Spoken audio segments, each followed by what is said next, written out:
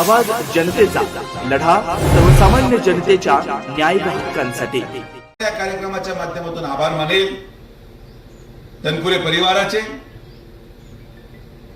प्राजक्त तनपुरेंचे, की एक वैचारिक वारसा जो या तालुक्याला लागलेला आहे,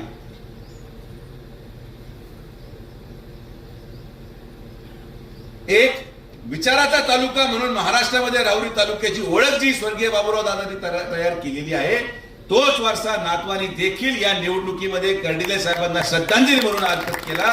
ही राहुरी तालुक्याची ओळख आहे आणि ही ओळख आता पुढे कायम ठेवायची जबाबदारी कार्यकर्त्यांची। आणि म्हणून माझी कार्यकर्त्यांना विनंती आहे की या निवडणुकीमध्ये असा कुठलाही प्रसंग आपल्याकडून घडू नये।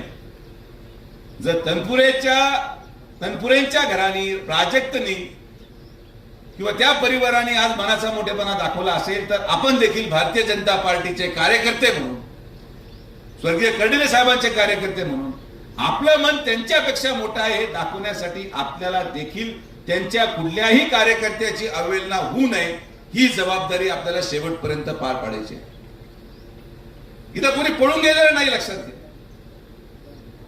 जे काही लोक दुर्दैवाने पाटील साहेब स्पर्धा निर्माण करतात गाव पातळीवर, आणि वाईट सवय काही लोकांना गावामध्ये, याला खास म्हणतो आपण,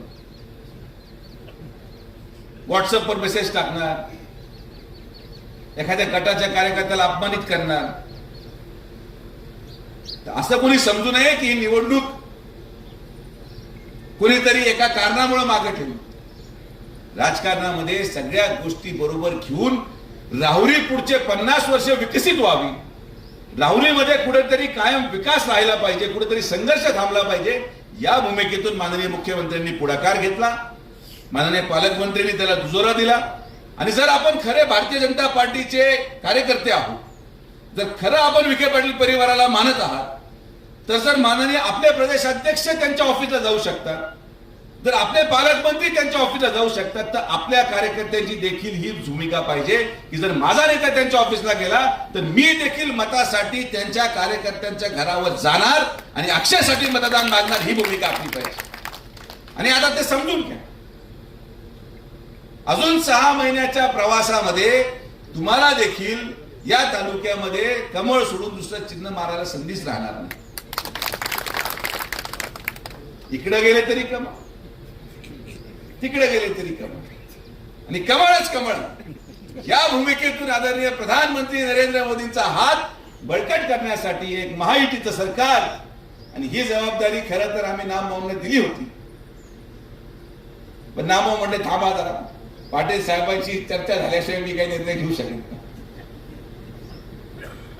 आपल्याला कुठली तडजोड ही आपल्या कार्यकर्त्यांची नाही, कार्यकर्त्यांचा मान सन्मान हा कायम ठेवून एक असा मार्ग काढण्याचा निर्णय झाला ज्यामध्ये संघर्ष करणारे भारतीय जनता पार्टीच्या कार्यकर्त्यांची देखील अवहेलना होणार नाही। आणि त्याचबरोबर राहुरीला जर विकासात्मक दृष्टिकोनातून पुढे न्यायचं असेल तर आपल्याला देखील भविष्य कालावधीमध्ये, डोकणे सर मी आवर्जून सांगतो की ही 2026 किंवा 27 ची निवडणूक ही या विद्यमान राहुरी विधानसभेची शेवटची निवडणूक आहे पाटील।